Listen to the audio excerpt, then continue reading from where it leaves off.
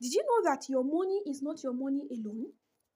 A lot of us have this mentality that I suffered to make this money, so I will do whatever I want with it. No. Allah subhanahu wa ta'ala did not give you money so that you will do as you please with it. Your wealth is a test to you. What did you do with this money that I gave you? If Allah gives you money, He is expecting you to give it to others too. He is expecting that your neighbor that has not eaten should be well fed because you have money. He is expecting that your community should be doing well because you have money, because He has given you money. Some people have more cars that they can ever use in their garage. One of the cars, if you sell one of the cars, it can lift an entire country from poverty. But somehow, they are just amassing these things that only them cannot use. Do you understand? Some people will leave their home, go out there, and spend extravagantly. Even their family members have not eaten.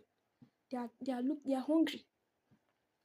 So now that is the beauty of this religion, Islam. Islam enjoins us to be good to our neighbors. We have an obligation to our community. Do you understand?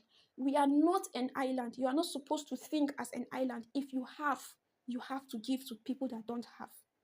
Now, that brings us to this beautiful story. Charity is better than a voluntary Hajj. Can you imagine something like that? Charity is better than a voluntary Hajj. Why did he say this? Let's read. Ibn Kathir related the following in his famous history book, Al-Bidayah wa Nihaya. The scholar, who was also a businessman, Abdullah bin Mubarak, set out to perform Hajj. As he was passing by a certain region, he noticed a bird that had fallen from the sky and died. So he ordered that it be thrown in a heap of garbage. Later on, when he passed by that very heap of garbage, he saw a young girl coming out of her home, going to the pile of garbage, taking the dead bird and leaving with it, hurrying back to her home. He went to her and asked her about what she did, and she said, "My brother and I live here, and we own nothing except for our clothing. We have no sustenance except for what is thrown into that heap of garbage. For the past few days, even the dead carcass has become permissible for us. Our father used to have a lot of wealth, but he was wronged. His wealth was taken away from him, and he was killed." Ibn Mubarak ordered for the supplies of the trip to be taken back to his home, and he said to his agent, "How much do we have in terms of spending money?" He said, 1,000 dinars.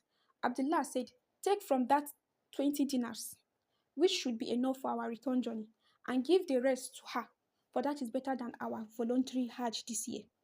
He then returned home, and that is why the Egyptian scholar Muhammad Ghazali was of the view that to spend money on the needs of the Muslims is better than a voluntary Hajj. He said, to fulfill a need of the Muslims is a communal obligatory deed, and the obligatory deed is given precedence over the voluntary deed. Allahu Akbar. First of all, the people of the past would never cease to amaze me. They just don't know how to mind their business. If you have noticed our stories so far, they pay attention to their environment, to the people around them, and they care for them. They are always willing to extend a hand of help. From somebody coming to meet them for help, to them going out of their way to, so to speak, poke nose into other people's business. I want to know what your problem is. Tell me, let me help you solve it. In this era, would you ever find that? Now we are even facing our front. In fact, there is a way you will ask question in this era that we are in now that people will start bashing you. Uncle, face your front now. What's your problem? Everybody's minding their business now, which is not good. Which is not good. In fact, it has gotten so bad that your neighbor can be sick and dying, or might not have even eaten for the past 3 days, and nobody will know. What with all the fences all over the place? We are now designed to face our front and mind our business. That sense of community no longer exists. Everybody is making money for themselves. Everybody's filling their own pockets, and everybody's out to, not only my family member.